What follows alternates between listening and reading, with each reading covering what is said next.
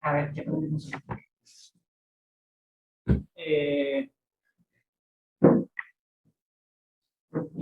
¿Qué conocen ustedes del apóstol Pablo? En hebreo es Saulo. ¿Qué saben ustedes de Saulo?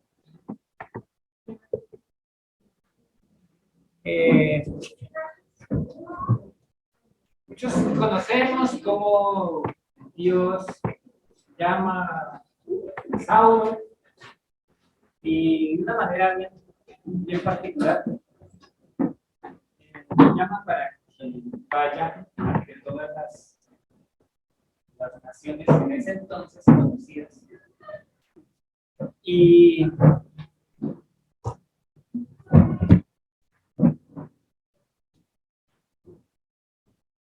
vamos a ir a la primera carta de Timoteo.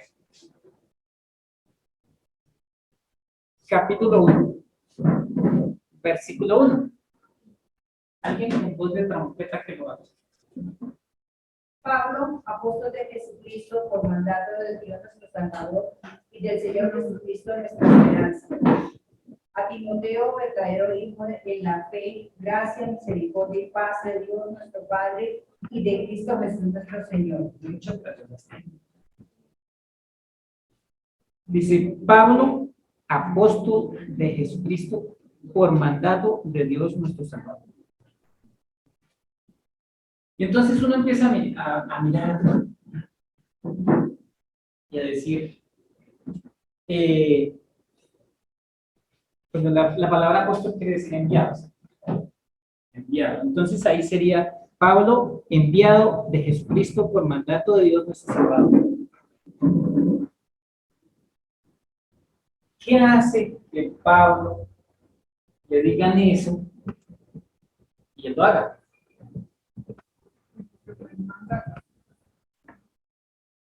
Sí, un mandato de Dios. ¿A quién le dio ese mandato?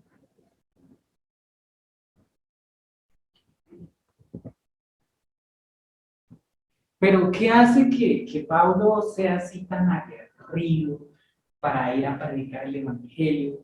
Porque eso hoy no pasa. ¿Sí o no?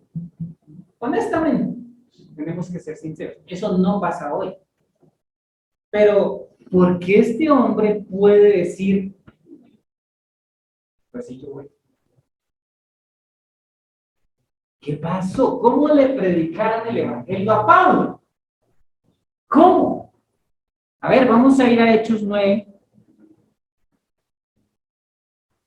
Ese hombre que le predicaron el evangelio de una manera muy... el evangelio de la prosperidad parece que se lo predicaron. Porque eso corría a ese hombre una cosa impresionante. Hechos 9:6. Bueno, vamos a leer desde el 4. Pablo iba a coger los creyentes y amarrarlos y llevarlos a la sinagoga para que los castigaran. Y aparte de eso los mataron. Pero luego dice, él iba a eso. Entonces desde el versículo 4 dice, y cayendo en tierra oyó una voz que le decía, Saulo, Saulo, ¿por qué me persigues? Y él dijo, ¿quién eres, Señor? Y le dijo, yo soy Jesús a quien tú persigues. Dura cosa te es dar cosas contra el aguijón. Él, temblando y temeroso de Dios, temeroso, dijo, Señor, ¿quién eres? ¿Qué quieres que yo haga? Y el Señor le dijo, levántate y entra a la ciudad y se te dirá lo que debes hacer. Hasta aquí no me ha predicado el evangelio. Pero ¿qué más si se le ha presentado el Señor? Pero vamos a mirar qué fue lo que sucedió. Versículo 15. Dice, el Señor le dijo a Ananías, ve porque instrumento escogido me es este para llevar mi nombre en presencia de los gentiles y de los reyes y de los hijos de Israel, porque yo le mostraré cuánto le es necesario padecer por mi No.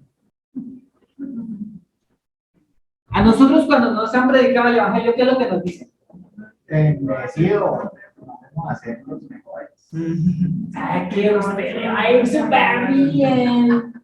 Su vida va a ser prosperada. Mejor dicho, ni gripa le da. Ese es el Evangelio que nosotros hemos conocido. Pero ¿cuál es el Evangelio que le predican a Pablo? El mismo Señor. Vas a tener que eso con mi nombre.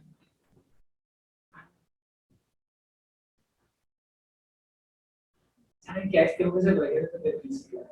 ¿Y por qué lo entendió? Precisamente por eso. Porque como se lo dijeron desde el principio, entonces él dijo, pues sí, y vamos para adelante. A nosotros, como nos dijeron, tranquilos, se le va a hacer todos los problemas van a ser solucionados, todo, mejor dicho, a usted no le va a pasar nada. Entonces uno dice, sí, yo voy, pero en el primero me devuelve. Esa es nuestra triste condición. Parece que nos han enseñado mal el Evangelio. Igual como Pablo ya lo había vivido, pero en verdad, o sea, sabía que no era. Si miramos el carácter de Pablo, es un carácter muy fuerte. Era de los que no importaba. Él simplemente iba para adelante. Pero ¿qué hizo cuando conoció el Evangelio? Siguió con el mismo carácter, porque dijo, yo me voy a hacer matar por el Evangelio. Pero obviamente ahora ese mismo carácter va alineado con la voluntad de Dios. Es diferente, o sea, no tenemos que cambiar de carácter, de machera, de lo que es, sino simplemente tenemos que unir eso a la voluntad de Dios. Y eso es todo. Y entender quién fue el que nos llamó. Porque este hombre entendió quién lo había llamado. Recuerden que Pablo era un rabino, era una persona muy, o sea, poderosa, porque él podía hacer lo que se le diera la boca. Es más, tenía a todos los rabinos a favor. Y él iba y les decía, oiga, denme permiso para ir a traer a Alejandro y ponerlo aquí y darle a su trilla. Los rabinos le decían, vaya, fijo, vaya. Sí, hasta se contesta. Está mal, va a decir. Sí. Iban y lo traían y lo cascaban y si querían no estar. Se lo entregaban al que mandaba en ese entonces para que lo mataran. Que ellos no podían matar a nadie, pero sí tenían todo a favor, todo un equipo, para hacer lo que quisieran. Y entonces, cuando Saulo escucha, versículo 5 dice, y él dijo, ¿quién eres, Señor? ¿Qué era lo que pasaba? Saulo tenía todo el conocimiento del Tanaj, lo tenía en la cabeza. Él sabía que había un Dios salvador, él sabía que había un Dios que es bueno, pero también sabía que es un Dios celoso. Y él decía, yo no aguanto que otro que no sea de los míos se entere. Por eso él empezó a matar a los creyentes cristianos, porque él decía, esos no son de mí. O sea que Pablo también tenía el celo de Dios.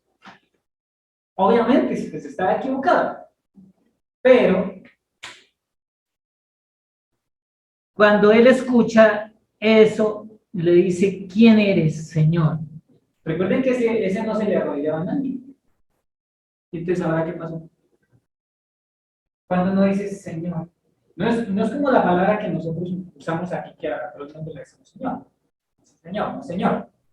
No, allá Señor era que literalmente se le arrodillaba y lo que quisiera hacer, porque es mi amo.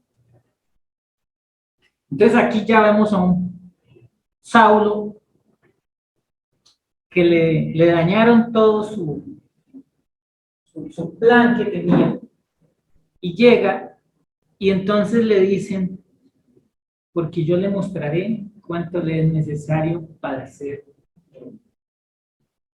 Eso fue lo que le dijo. ¿Qué es lo que nosotros hemos entendido? Que todo está bien. Vamos a seguir mirando otros pasajes. Vamos a ir a Mateo 18:7. Entonces Pablo, pues, como entendió tantas cosas, pudo hacer todos esos viajes de misioneros. Él lo entendió, por eso lo pudo hacer. Él entendió claramente el Evangelio, por eso lo pudo hacer. 18:7.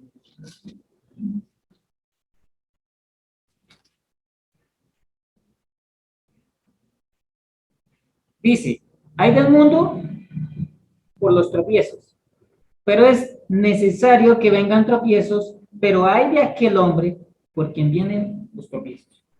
O sea que van a haber tropiezos. Y hay tropiezos. ¿Quién va a sufrir esos tropiezos? Pues el creyente. Lo van a querer, le van a querer hacer sanidad. Bueno. ¿Y de dónde viene ese tropiezo? De los mismos. De los mismos vienen los tropiezos. A Saulo, ¿quién lo perseguía después? Pues los mismos que antes lo apoyaban. Decían, sí, vaya, vaya, vaya. Nosotros te apoyamos, es más, te damos todo para que vaya. Y bueno, pues no dice que iba en el caballo en la Biblia, pero hasta el caballo se lo da. Pero vaya. Y después ahora lo persiguen para matar. O sea que el tropiezo viene de los mismos. Queremos ponerle tropiezo a los demás para que no hagan lo que Dios tiene para nosotros. Vamos a ir con Marcos 8:31.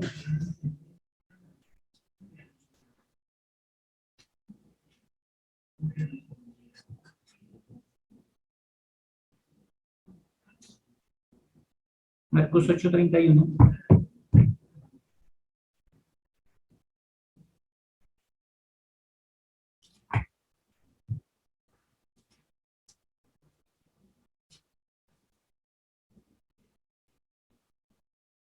Aquí está el Señor Jesucristo, hablando con los discípulos.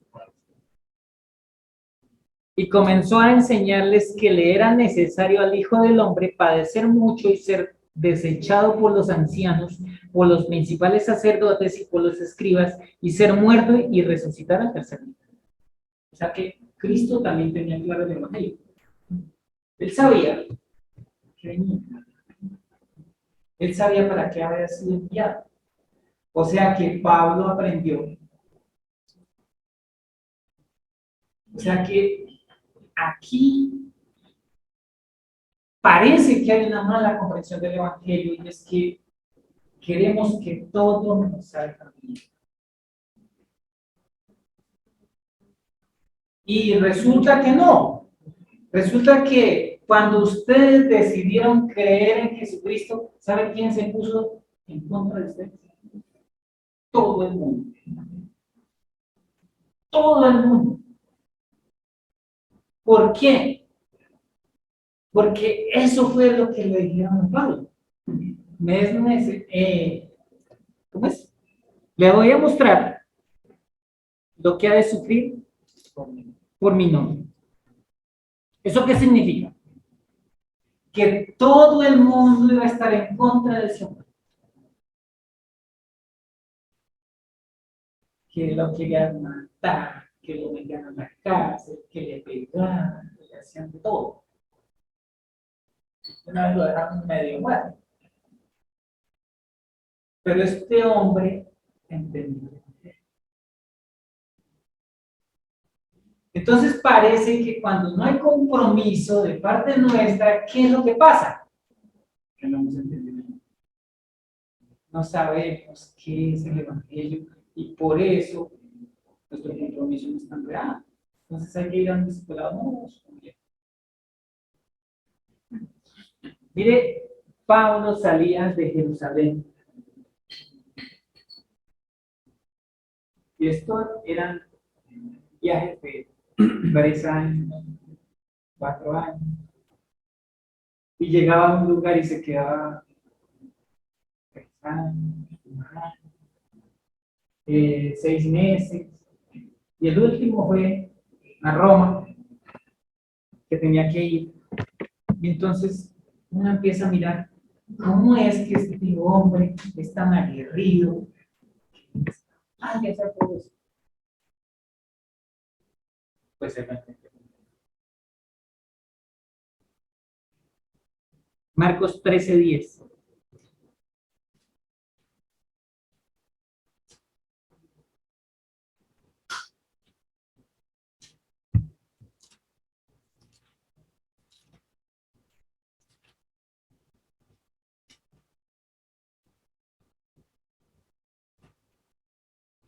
¿Por qué es que el Señor nos ha enviado?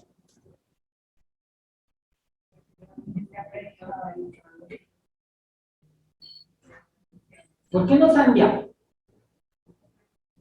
¿Para que todo el mundo se convierta? No. Es para que todo el mundo escuche el Evangelio.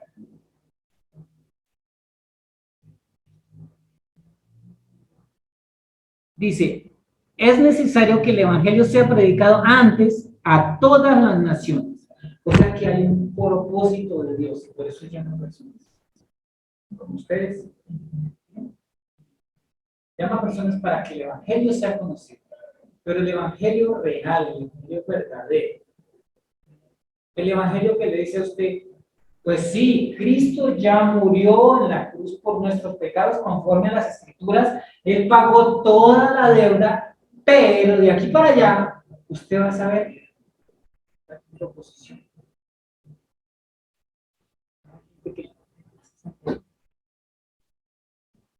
Lo quiere tumbar.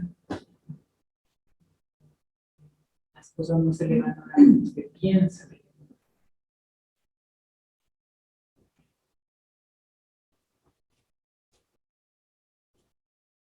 Vamos a mirar en Job 36:15.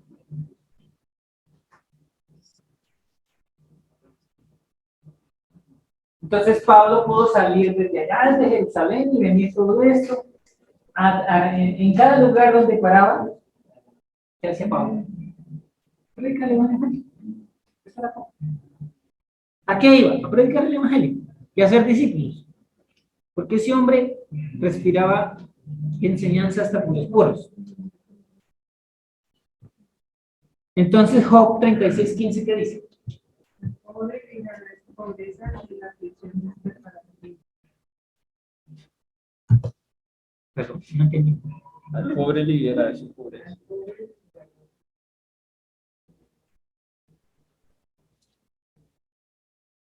¿Qué es lo único seguro que hay? ¿Qué dice ese pasaje? Al pobre librará de su pobreza. ¿Y qué hace? O sea que van a haber situaciones. Sí, pero ¿quién tiene el control de eso?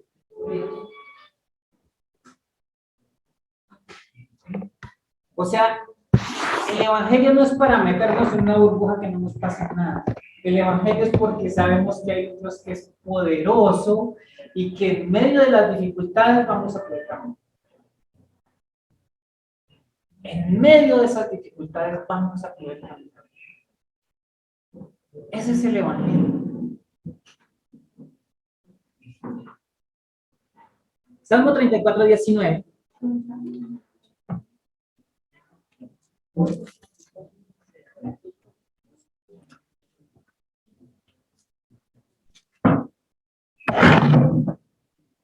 Salmo 34:19.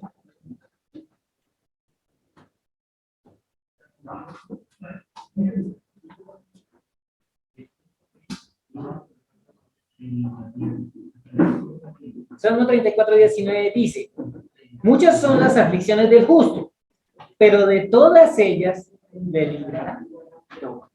O sea que van a venir muchas situaciones, muchos conflictos, muchos problemas, pero de todos ellos va a salir victorioso. ¿Por qué? Porque Dios está.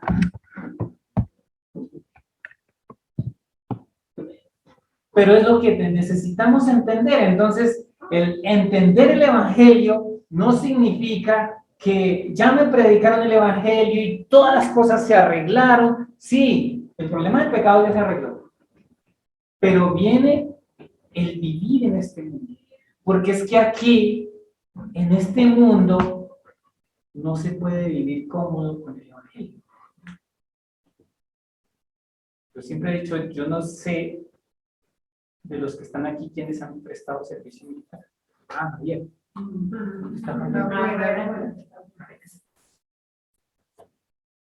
Cuando le tocaba ir a vivir en la zona guerrillera, ¿cómo se llama? Uno se acuesta a dormir feliz. Dejarlos que ellos vengan y nos maten y ya.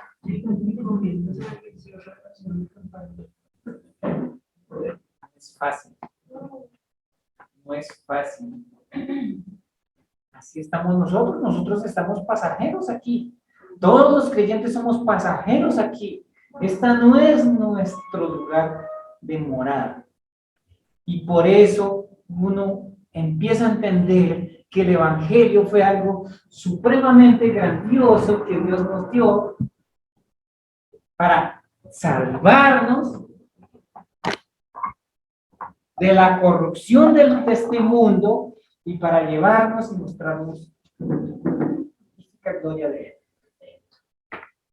Pero mientras estemos aquí, a Cristo le tocó padecer, a Saulo le tocó padecer, a todos los discípulos les tocó padecer, a todos la cosa no fue fácil porque tuvieron el mundo en contra.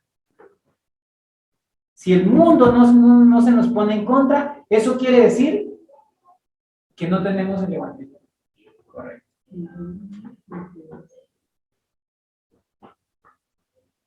Y no es que usted tenga que irse en contra del mundo, es que él ya está en contra del mundo.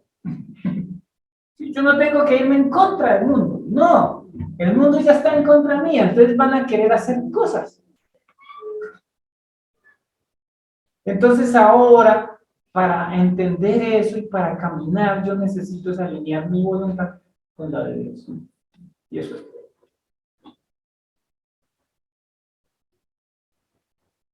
A Jesús le dijeron, Jesús va a tener que ir a él, a que le hagan de todo, y luego usted llega y entrega su vida.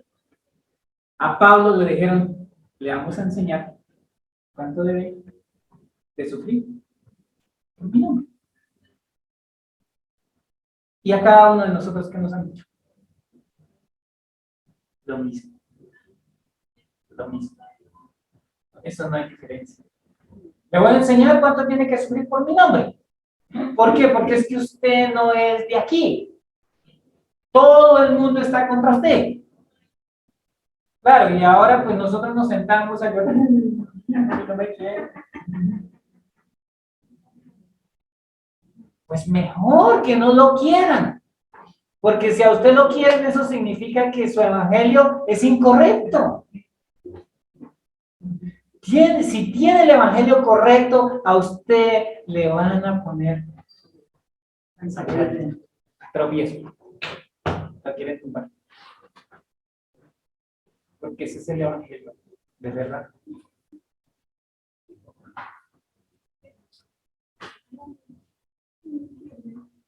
¿34 qué? ¿Estamos bien? Estamos bien.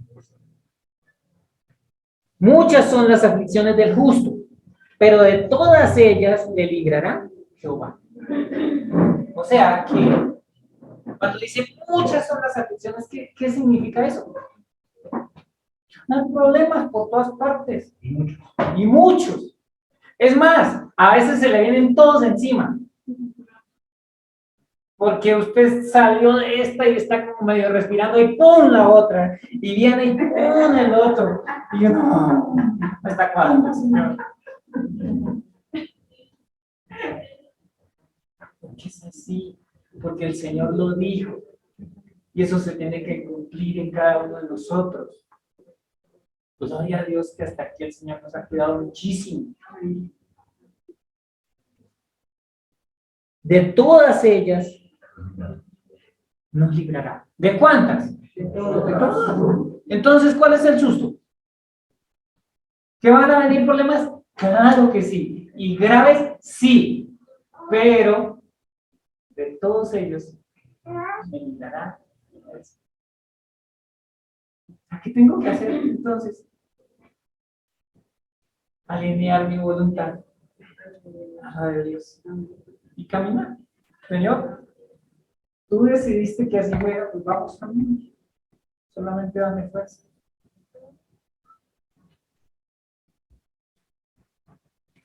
Seguimos. Juan 17, 21.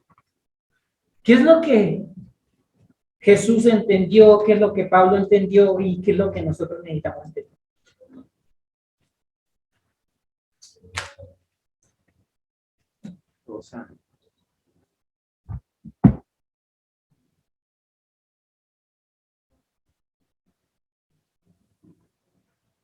Vamos a leer desde el 20, dice, mas no ruego solamente por estos, sino también por los que han de creer en mí por la palabra de ellos. ¿Quién está orando? Jesucristo está orando. ¿Por quién? Por nosotros. Por Jesucristo hace 2000 años hizo una oración por mí. Por mí. Él sabía que hoy íbamos a estar aquí reunidos y que íbamos a tener unas dificultades y que íbamos a estar así. Él lo sabía. Por eso. Pero, claro, tiene un propósito enorme porque dice, para que todos sean uno, como tú, oh Padre, en mí y yo en ti, que también ellos sean uno en nosotros, para que el mundo crea que tú me envías. ¿Cuál es el propósito de ese llamado que Dios hace? Somos uno con Dios. Y si somos uno con Dios, pues van a haber problemas. Pero de todos ellos, no.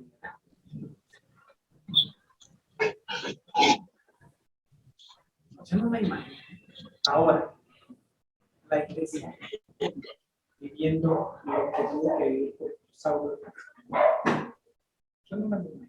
Yo sé cómo, honestamente. ¿Cree que lo cojan a uno y le den una partida? Lo metan allá en un cepo y lo tengan ahí.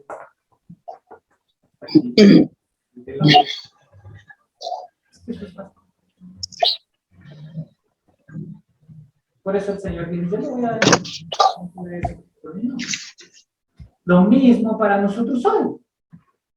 Pues le voy a enseñar cuánto tiene que sufrir por mi nombre. Si el mundo no nos está persiguiendo es porque no hay nada que perseguir. Porque no hay nada del evangelio verdadero. Porque el propósito de Dios es que seamos uno con Él. Para que todos sean uno, como tú, oh Padre, y yo. Como tú, oh Padre, en mí y yo en ti.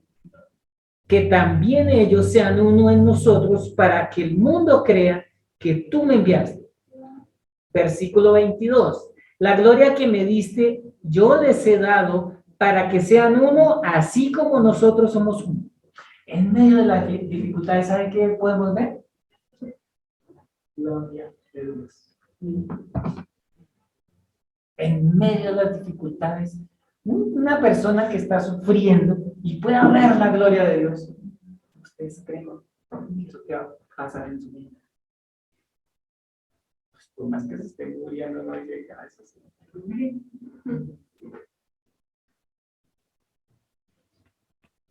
Porque su condición, no tenemos que mirar aquí. Y luego en el versículo 23 dice, Jesús está diciendo, yo, en ellos. O sea que Jesús está en todos nosotros. Ahí está Él. Dice, yo en ellos y tú en mí. Para que sean perfectos en unidad.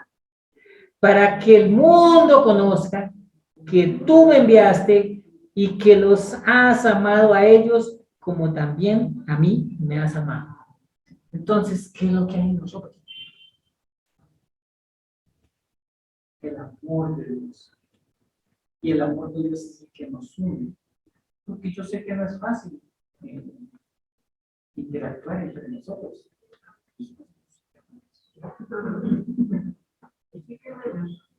A veces no te aguanta ni uno mismo. Somos hermanos, sí. A veces pelea conmigo. Cuando no encuentro con nadie, peleo conmigo. Entonces, pero dice que el amor de Dios está sobre todo eso. O sea que, si miramos realmente, ¿qué fue lo que el apóstol Saúl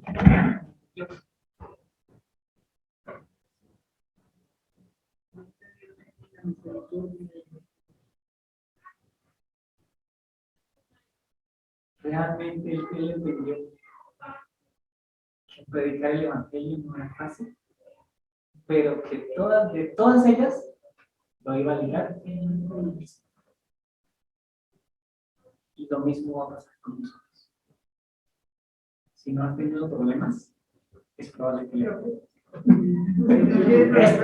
que le vengan. Porque eso a veces uno tiene descansitos chéveres, y de pronto otra vez. Porque necesitamos entender que somos uno, que si Él sufrió, nosotros también vamos a sufrir. Bueno, muchas gracias, los dejo con Daya.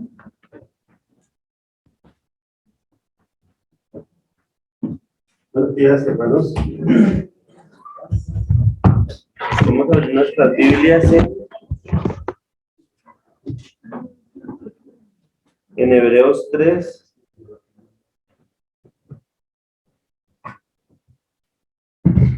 Hebreos 3. Tenemos 12 y 13.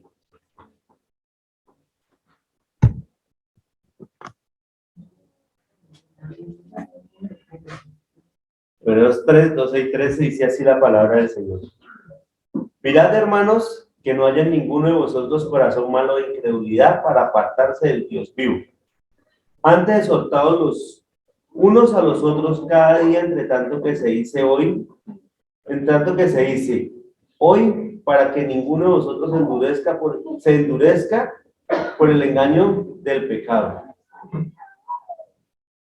Porque somos hechos partícipes de Cristo con tal que retengamos firme hasta el fin nuestra confianza del principio.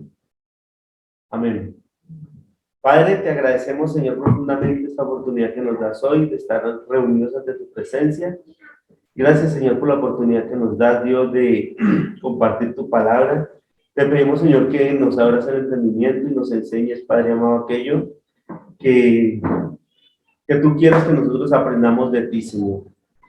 Gracias, Señor, en el nombre de Cristo Jesús. Amén y amén. Bueno, hermanos, hemos entrado a una etapa en el mundo que ya estamos en los tiempos finales. Por tanto, con eso de que viene un tiempo final y de que los días se están acortando y que ya en cualquier momento vamos a ver la señal en el cielo, junto con esto que viene una gran apostasía, una gran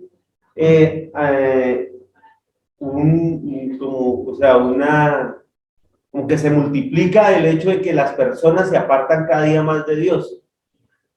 Y no pasa en el mundo, porque los del mundo no se van a apartar de Dios. ¿Saben quiénes son los que se van a apartar cada día más de Dios? nosotros mismos, los creyentes. Comienza diciendo, mira qué, miren mundanos que no haya ninguno de vosotros corazón malo. Hermanos, ¿a quién le está hablando? A nosotros, a los creyentes, nos está hablando, nos está diciendo, mire, Dayan, que en usted no haya un corazón malo de incredulidad. ¿Para qué? ¿Cuál es la consecuencia de esto? Apartarse del Dios vivo. Antes exhortados los unos a los otros cada 8 días, entre tanto que se dice, ¿cada cuánto? Cada día. ¿Cada cuánto? ¿Por qué cada día? Tenemos una necesidad constante de Cristo. Constante. Yo no necesito a Cristo de vez en cuando, ni en los momentos difíciles, ni lo necesito como acostumbramos nosotros, no, que solamente creemos que lo necesitamos en los momentos difíciles, o creemos que lo necesitamos un día sí y un día no, es cada día. ¿Y por qué nosotros necesitamos a Cristo cada día?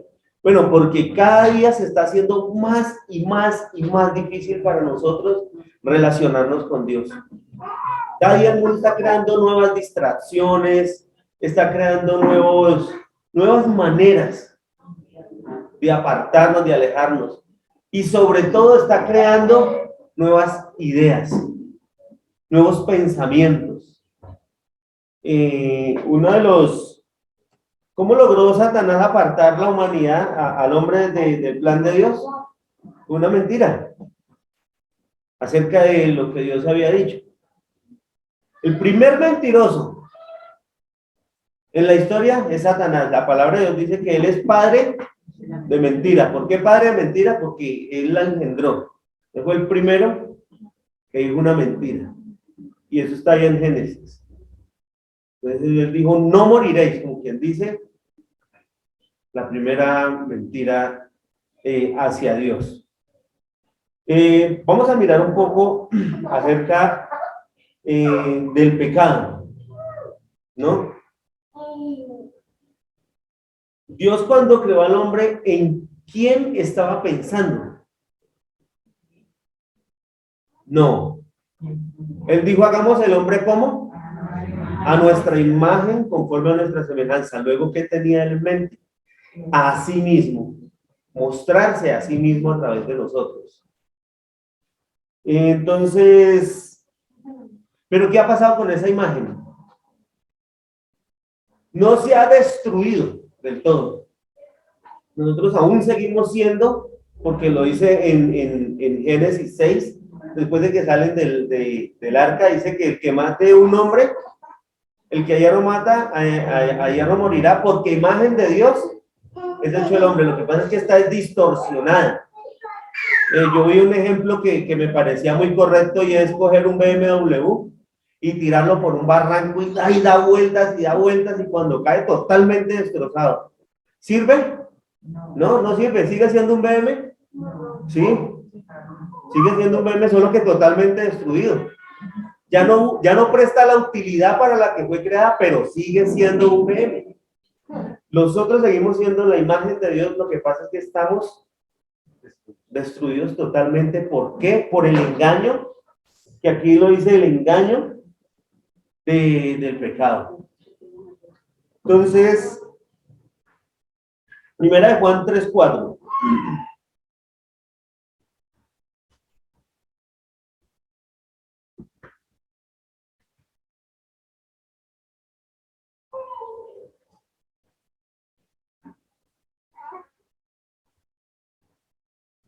Dice así: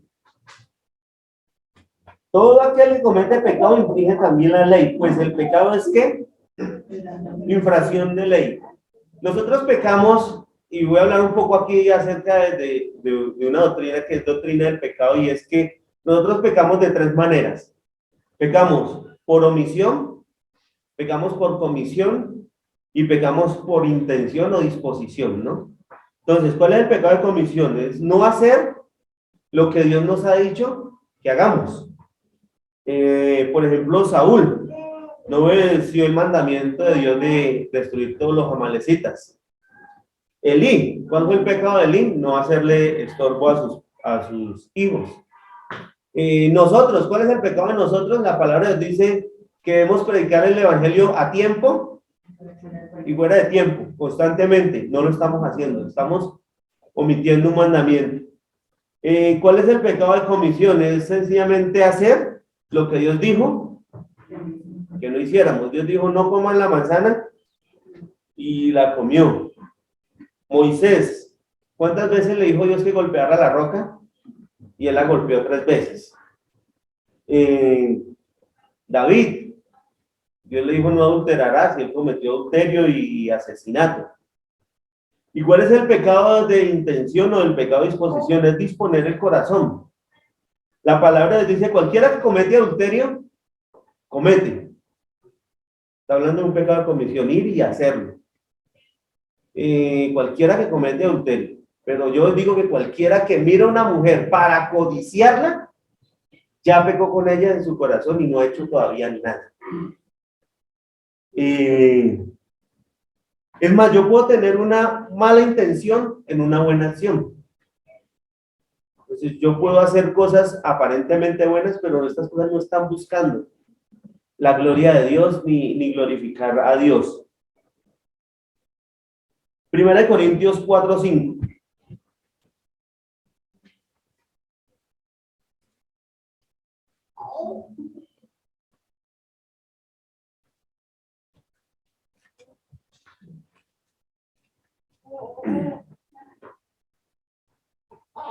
Dice así la palabra del Señor, dice, así que no juzguéis nada antes de tiempo, hasta que venga el Señor, el cual aclarará también lo oculto de las tinieblas y manifestará las intenciones de los corazones, y entonces cada uno recibirá su alabanza de Dios. Entonces vamos a quedar sorprendidos. El hermano allá, pero si yo lo veía él, pero Dios es el que juzga las intenciones del corazón. Ahora, ¿por qué el pecado es pecado?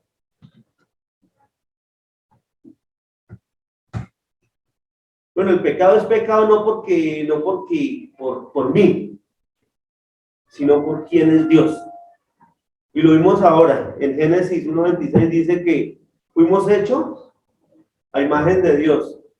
Por ende, cuando yo miento en contra de quién. El salmista decía, contra ti y solo contra ti he pecado. Contra ti. No dice contra Urías, Eteo, ni dice contra el pueblo, dice contra ti. Y solo contra ti he pecado. ¿Por qué? Porque no estamos reflejando la imagen de Dios. ¿Qué nos enseña esto? Que ya reviendo el pecado, así como lo estamos viendo, así por encima, reflexionando un poco en esto, todos los días cometemos pecado. Por lo tanto, todos los días necesitamos de Cristo. Todos los días necesitamos el evangelio en nuestras vidas. ¿Cuál evangelio? ¿Cuál evangelio? ¿El de la prosperidad? ¿Por qué es tan grave el pecado ante los ojos de Dios? Porque un pecado, por más pequeño que sea, una supuesta mentira piadosa, no busca la gloria de Dios. ¿Y qué hace esto? Miremos Isaías 59:2.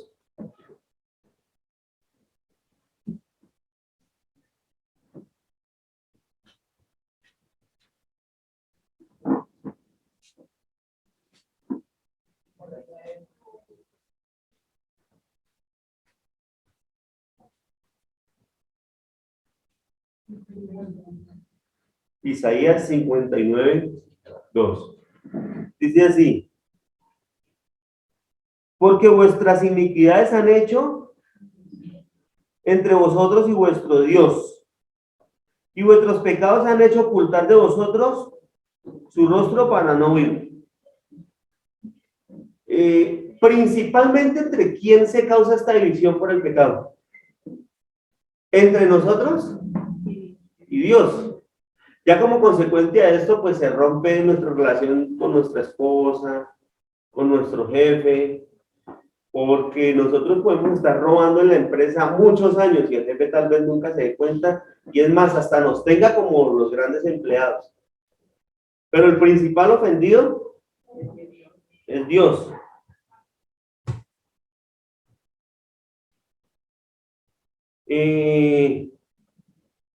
Cuando yo miento, ¿para cuánto tiempo es esa mentira?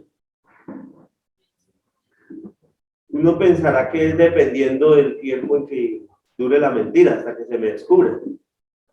Pero realmente el que dijo no mentirás es eterno.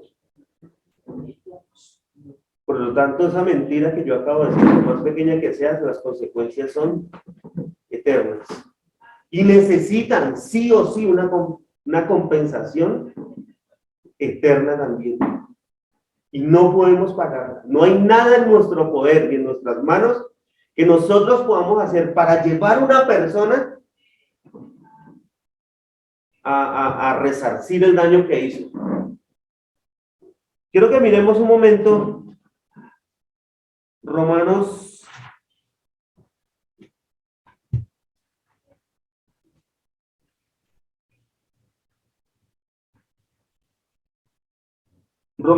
3:24.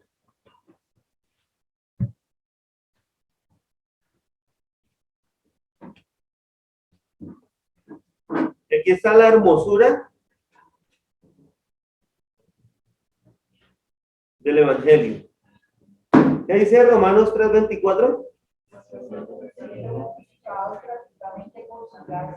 Mediante la redención que es en Cristo Jesús. Siendo justificados, ¿cómo? Gratuitamente, ¿Por qué? por su gracia. ¿Y cuál es el mediador allí?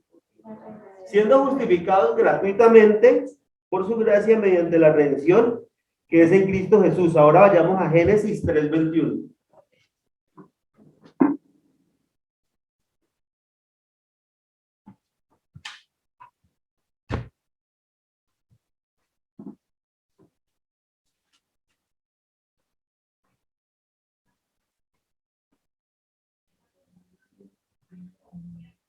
¿Qué dice Génesis 3:21?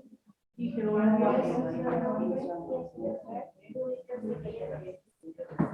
Y Jehová Dios hizo al hombre túnicas de pieles y los vistió. ¿En qué contexto se dio esta escena? Luego de un pecado. ¿Qué tan grave era ese pecado? Muy grave. Muy grave. ¿En qué se parece este texto que acabamos de leer, Génesis 3:21, y el que leímos ahorita de Romanos? Siendo justificados gratuitamente mediante la redención que es en Cristo Jesús. Y aquí leemos, y Jehová Dios hizo al hombre túnicas de pieles y se las vendió a un muy buen precio. O hizo túnicas de pieles y los condicionó primero, o les dijo, ustedes tienen que hacer esto, esto, esto y esto, y yo los voy a vestir y los voy a cubrir. No.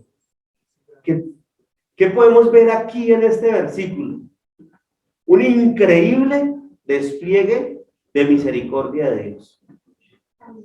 Una increíble e impactante muestra de amor. Que dijo que el día que de él comieres, ¿qué? Ciertamente morirás. Y aquí está el hombre y la mujer esperando. ¿Y hubo muerte? Sí, ¿de dónde salieron estas túnicas? Está en plena ejecución del cumplimiento de la palabra de Dios. Entonces, y Jehová Dios hizo al hombre y a su mujer túnicas de pieles y los vistió. ¿Quién se encargó de resolver este problema? Dios se encargó de resolver este problema. Y eso lo sabemos todos. ¿Sabe qué es lo que no sabemos? Que fue gratuitamente. Gratis. Por su gracia. Vio en nosotros la debilidad. Y en lugar de tomar esa debilidad y ese pecado para hacer una muestra de despliegue de todo su poder y de su ira, nos mostró su gran amor y su gran misericordia que siempre nos acompaña. Pero yo noto aquí algo que es muy importante. Dice, y Jehová Dios hizo al hombre y a su mujer túnicas de pieles y los vistió. ¿Sabe por qué nosotros necesitamos todos los días a Cristo en nuestras vidas? Todos los días necesitamos el Evangelio, todos los días necesitamos recordarnos este texto. Porque lo leímos ahorita en el versículo que comenzamos. Antes exhortados unos a otros cada día, entre tanto que se dice hoy, para que mire, hermanos, que no haya en vosotros corazón malo e incredulidad para apartarse del Dios vivo, antes exhortados los unos a otros cada día. Es una necesidad diaria, constante. ¿Cuál ha sido la actitud de Dios frente al pecado y frente a los pecadores?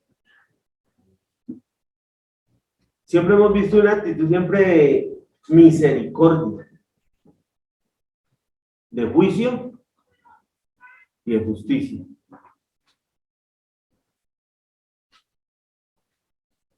Proverbios 17:5 nos dice: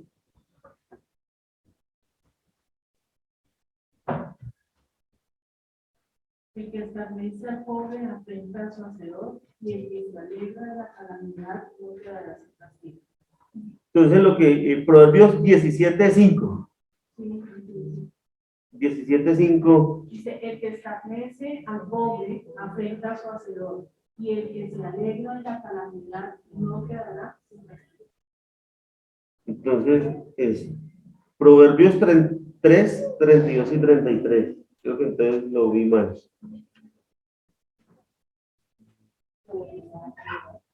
Porque Jehová domina al perverso, mas su comunión íntima es con los justos. La maldición de Jehová está en la casa del impío, pero bendecirá la morada del impío. Entonces, aquí, ¿qué nos estaban mostrando? Que Dios rechaza la perversión de la justicia. Eso es lo que nos está enseñando ese artículo, que Dios rechaza que se pervierta el derecho y la justicia, ¿no? Y ¿cómo andamos nosotros frente a Dios? ¿Cómo andan los hermanos, aquellos que nosotros no queremos que se pierdan para siempre frente a Dios? Cuando Adán y Eva pecaron, Dios los llamó, ¿no? Adán, pregunta, ¿dónde estás tú? Y estaba preguntándole a un creyente. Y más adelante,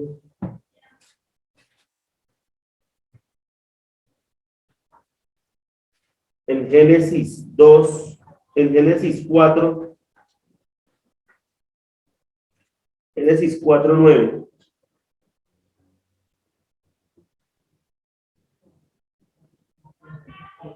Y Jehová dijo a Caín, ¿dónde está Abel tu hermano? Y él respondió, no sé, ¿acaso soy yo guardia de mi hermano? ¿Saben este tipo de preguntas que denotan? De Dios. Entonces, el hombre y la mujer pecaron, escucharon la voz de Dios y ¿qué hicieron? Se escondieron. Resulta luego? ¿Qué pregunta surge luego? ¿Dónde estás tú? Y aquí también el Señor se le acerca a Caín y le dice, ¿dónde está tu hermano Abel? Las preguntas, hermanos, ustedes sabían que las preguntas revelan el carácter de las personas que las hacen. De hecho, a veces en determinado momento las preguntas que nos hacen o nos molestan. De hecho, nosotros nos enojamos cuando no nos preguntan muchas cosas, ¿no? Dicen, no, a ese man ni le importó porque ni siquiera preguntó cómo me fue. O a veces uno está de mal genio y alguien le pregunta algo y dice, el man sí es metido. Entonces, estamos discernir, nos estamos como sacando estamos discerniendo el carácter de la persona por lo que nos está preguntando. Todos, diariamente nosotros, siempre determinamos cómo es una persona según las preguntas que nos hagan en el momento que nos lleguen a preguntar. Luego esto nos habla también del carácter de Dios, que se preocupa por el pecador, que está preocupado. ¿Cómo te fue? Como cuando uno ve, imagínense que usted vaya con su esposa y su esposa plum, se caiga de ustedes, pase derecho. Pero si su esposa se cae, usted se le devuelve. ¿Qué te pasó, mi amor? De una vez. Esa pregunta denota que una preocupación por el estado. Y ahí está Dios preocupado, mostrando preocupación, y hoy Dios nos pregunta, ¿dónde estamos? ¿Dónde estamos? Dios se le acerca a Caín y le pregunta por quién, por el creyente. ¿Dónde está? ¿Dónde estamos nosotros? Cada día, en nuestro andar diario, necesitamos de Cristo. Esto no es algo de cada 8 días. Pero si yo no comprendo el carácter de Dios, preocupado por nosotros, que quiere relacionarse con nosotros, porque recuerden que el pecado, ¿qué causa? División.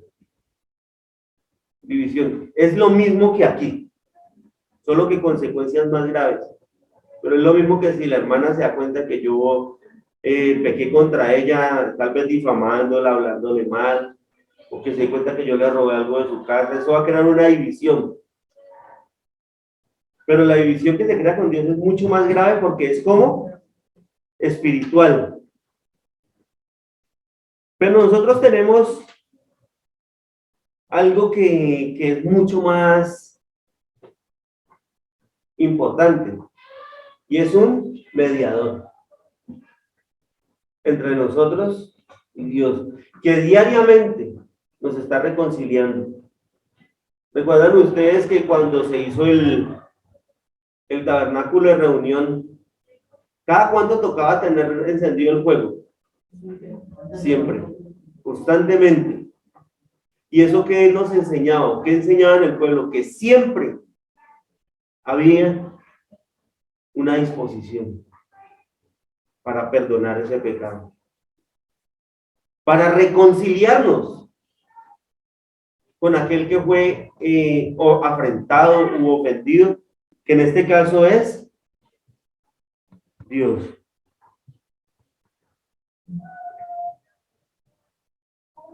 Entonces, ¿cómo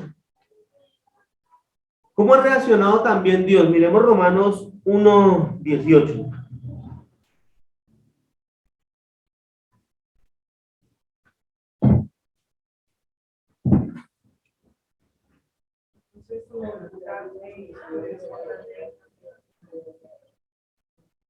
Porque la ira de Dios se revela en los cielos cuando estamos en piedad,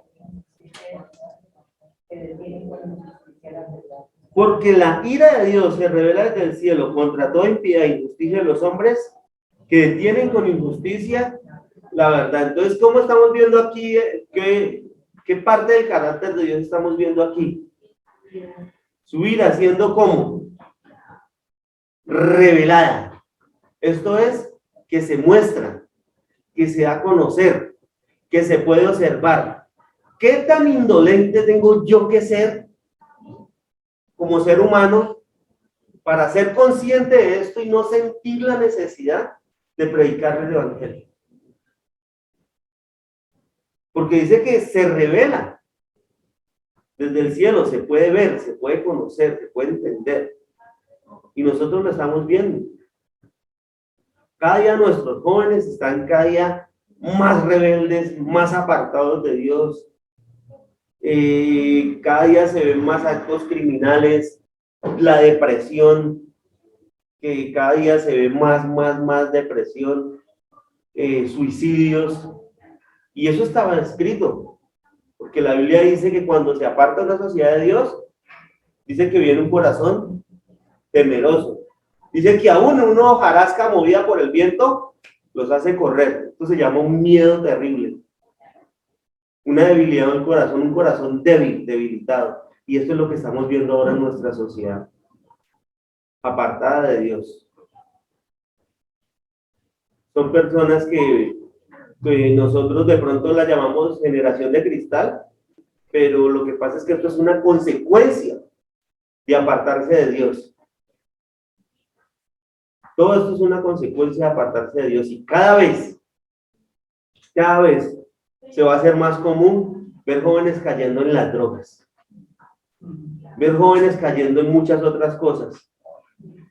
Y nosotros, que nos decimos cristianos, estamos así, conformándonos con el culto de los sábados, de los domingos, por la mañana. Y se nos olvida que es diario. Y no solo en el mundo, sino que lo que leímos al principio es: mira, hermanos, que no haya ninguno de vosotros corazón malo de incredulidad. No creer que las personas que nos rodean necesitan el evangelio diario es tener un corazón malo de incredulidad. Entonces, Dios,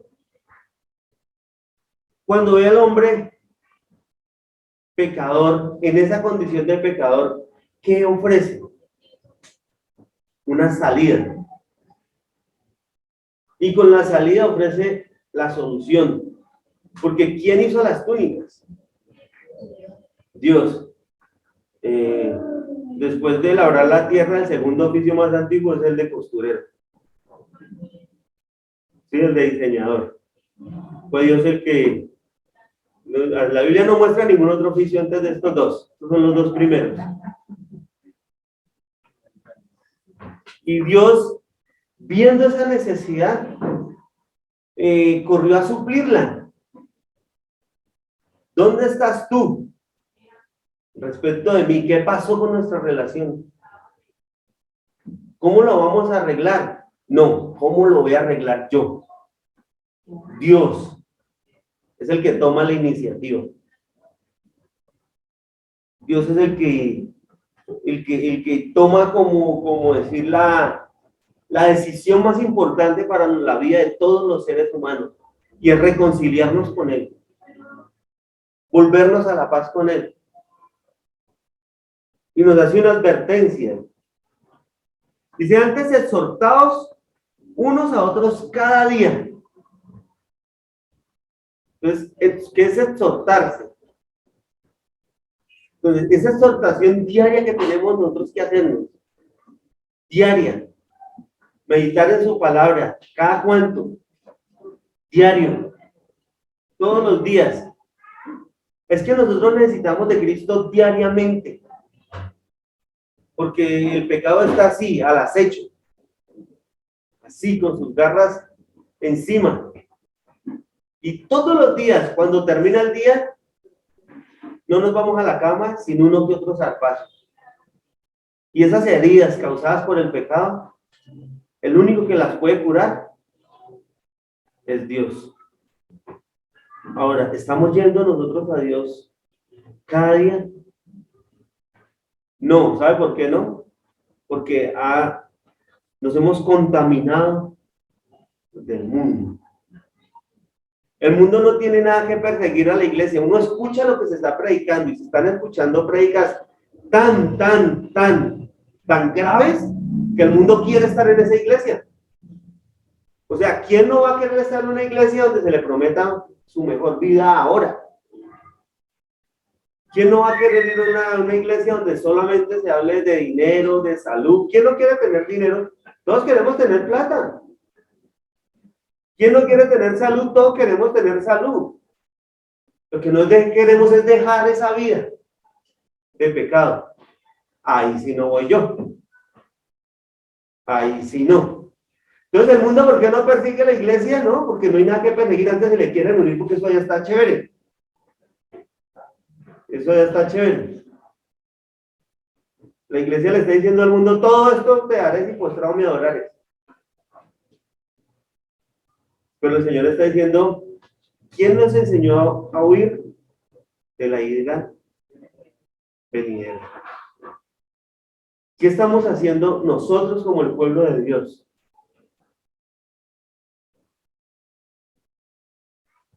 Antes exhortados los unos a otros cada día, entre tanto que se dice hoy. Es ahora, no mañana.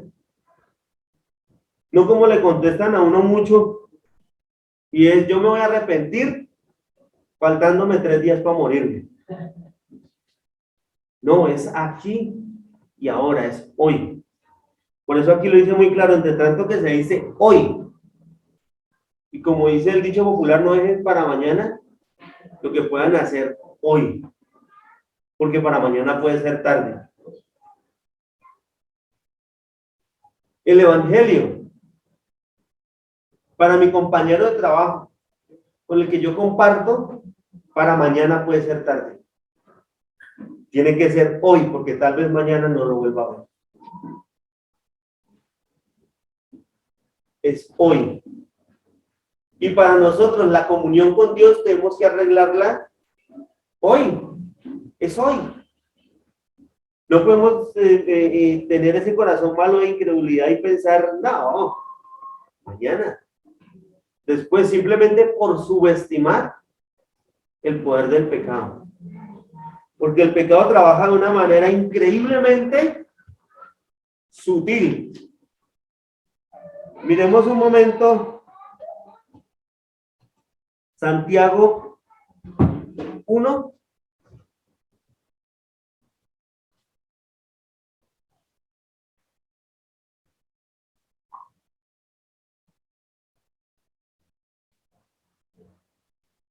Y voy a leerlo. 14 y 15 dice así. Sino que cada uno es tentado cuando de su propia concupiscencia es atraído y seducido. Entonces la concupiscencia, después de que ha concebido, da luz pecado, y el pecado, siendo consumado, da luz muerte. ¿Sí saben con qué lo está comparando aquí? Con un estado de embarazo, concepción y luego dar a luz. La pregunta es, normalmente, generalmente, ¿después de cuánto tiempo se da una mujer? Se da cuenta de una mujer que está en embarazo. Que le vaya bien.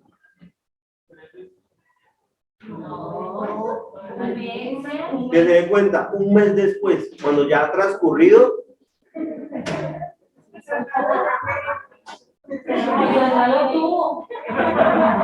Y es una mujer la más atenta, que esté pendiente. Pero normalmente se dan cuenta después de 2 o 3 meses. O ya cuando se les empieza a notar la pancita, es que se da cuenta. Entonces esto es una cosa, dice, muy sutil. Muy sutil. Usted no se da cuenta, sino hasta cuando ya ha hecho mella en su vida. Así como aquí pone claramente el ejemplo, así como una mujer se da cuenta de su estado cuando ya ha avanzado, no se da cuenta al otro día. Ninguna mujer dice, tengo media hora de embarazo. Dice, tengo 5 minutos de embarazo, voy a hacer algo ya. No. Normalmente se da cuenta después, y dice que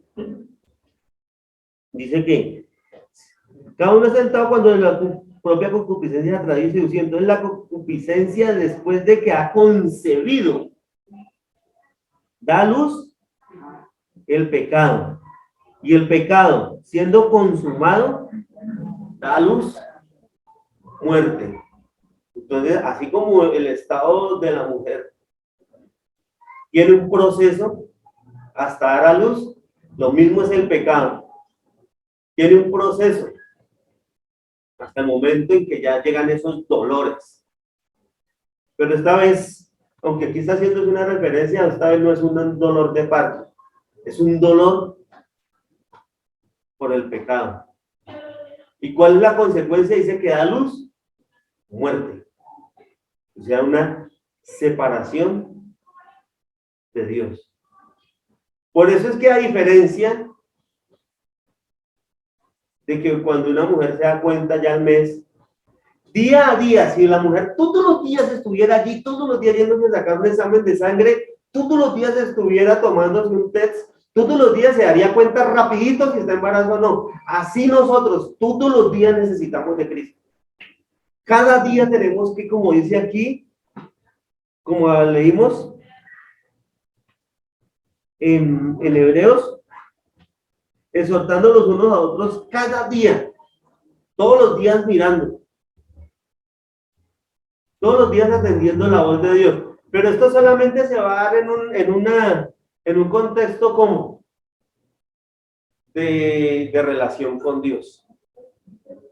¿Por qué? Porque al ser hechos a imagen de Dios y al vernos en la perfección de Dios, vamos a saber cada día la gran necesidad que tenemos de Cristo. Que no es una necesidad que yo tengo cada 8 días, ni que es una necesidad que tengo de vez en cuando, ni es una necesidad que tengo cada mes, es una necesidad que tengo diariamente. Todos los días necesito a Cristo antes de que el pecado sea concebido y antes de que el pecado dé a luz muerte. Todos los días necesito a Cristo. Porque todos los días dice la palabra de Dios que sus misericordias son nuevas cada 8 días. No, ¿cada cuánto son nuevas sus misericordias? Porque todos los días necesitamos esa relación. Y sabe que antes de que nosotros empecemos a pedir perdón, ya están renovadas esas misericordias. Porque Dios es el que toma la iniciativa siempre primero. Entonces nosotros hemos descuidado y nos estamos dejando ganar del mundo, de las mentiras del mundo, de las emociones, de la entretención del mundo. Y entonces disponemos más tiempo para otras cosas que para mirarnos en el espejo de la perfección de Dios, que es el que revela, que es el que escudriña nuestras mentes, que es el que revela nuestros pecados. ¿Y cómo está mi relación con Dios? Dios este domingo pregunta, ¿dónde estás tú? ¿Dónde estoy yo? ¿Cómo está mi relación con Dios? Bueno, ¿sabe cómo está su relación con Dios? Mire qué tanto está usted enseñándole a las personas. ¿Qué tanto cree usted que si esas personas mueren hoy, van a pasar la eternidad en el infierno? Y podemos lavarnos las manos y decir, bueno, finalmente si se van a salvar, Dios es el encargado, no lo acabo de decir. Pero tenemos una gran comisión. Debemos cumplir a cabalidad. Amén. Entonces, la reflexión es que necesitamos de Dios cada día. Hoy, en tanto que se diga hoy, porque usted o yo mañana ya no vamos a poder decir hoy, porque vamos a estar frente a frente con nuestro Creador. ¿Ven?